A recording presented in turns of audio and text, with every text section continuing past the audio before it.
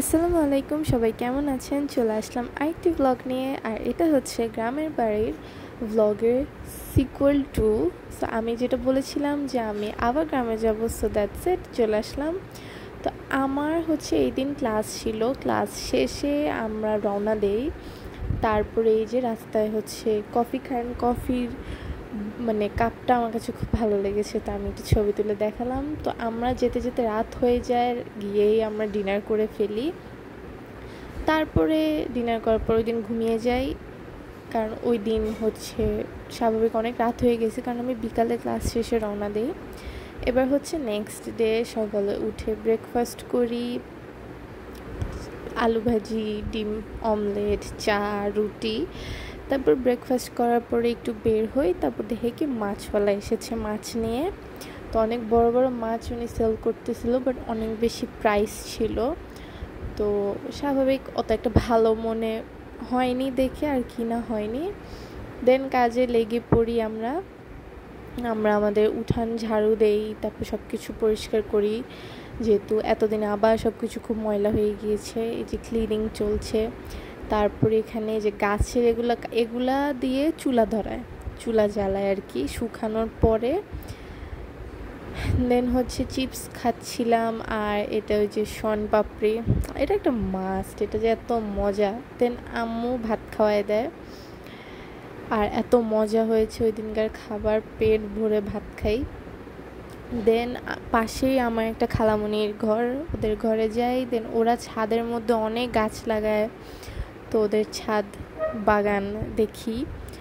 তো মোটামুটি কাঁচামরিচ, পুদিনা পাতা, অ্যালোভেরা, লেবু, অনেক কিছুর গাছ ছিল। আর এটা হচ্ছে আমাদের বড় পুকুরের সাইডের ভিউটা ছাদ থেকে।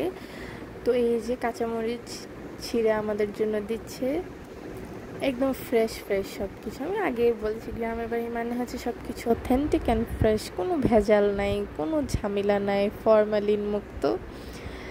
তারপরে এই যে অনেকগুলো পুদিনা পাতা নেই চা খাওয়ার জন্য, সাথে ছিল অ্যালোভেরা। এই যে আমি সব কিছু আপনার দেখাচ্ছি, দেখেন কি সুন্দর লেবু, কিউট কিউট লেবু, দেখেন কত ছোট্ট একটা লেবু, দেখাই ওয়েট। এই যে দেখেন লেবুটা ছিঁড়ে দিচ্ছে। সো তারপরে পাশেই দেখলাম ডাব গাছে ডাব ধরেছে, নারকেল গাছ বেসিক্যালি, সো ডাব হয়ে গিয়েছে। আর দেখেন কি সুন্দর, এটা হচ্ছে সানসেট হওয়ার আগ মুহূর্ত আর কি, বিকালের দিকে। তো সুন্দর ছিল ভিউটা।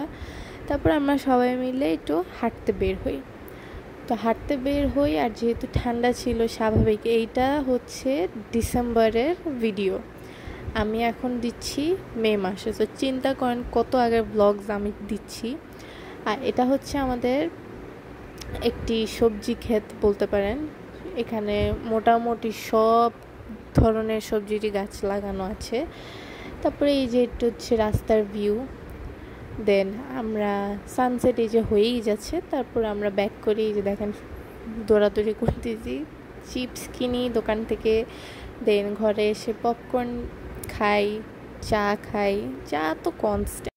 তারপরে হচ্ছে আবার শুরু হয় ব্যাডমিন্টন সেশন, ব্যাডমিন্টন খেলি। তারপরে হচ্ছে খুব চালতা খাওয়ার ক্রেভিংস উঠছে, চালতা নিয়ে আসি, চালতা খাই। এর মধ্যে খিচুড়ি রান্না হচ্ছিল ঠান্ডার মধ্যে, গরম গরম লেটকা খিচুড়ি, খুবই কি বলবো, মুখে পানি চলে আসছে।